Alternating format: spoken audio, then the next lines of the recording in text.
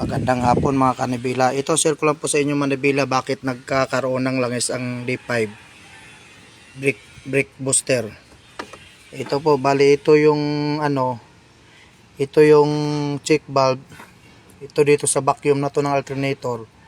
Ito yung sira kaya nangyayari lumalabas dito sa langis kaya napunta sa D5 brake mass booster. Ito siya lumalabas. Ito mayos to. Ito. Ay pakita ko sa inyo mga kanibila, nugasan ko na yung tapos na sa pag-uugas yung Ayan, naugasan ko na. Ito. Ayan. Pinapatuyo na lang 'yan. Bali napunta dito ang langis. Dito. Napunta ang langis dahil puno na. Umabot na dito sa D5 brake booster. Ayan, pinapatuyo na lang, naugasan ko na.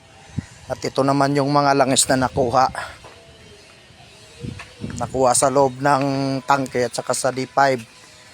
Ito 3 litro. Ayan, bali 3 litro. Kaya sobrang takaw sa langis. Kaya matakaw siya sa langis. Akala mo may problema na yung makina. Yung pala sira pala yung check valve ng vacuum ng alternator. Ito. Yan, salamat mga kanibila.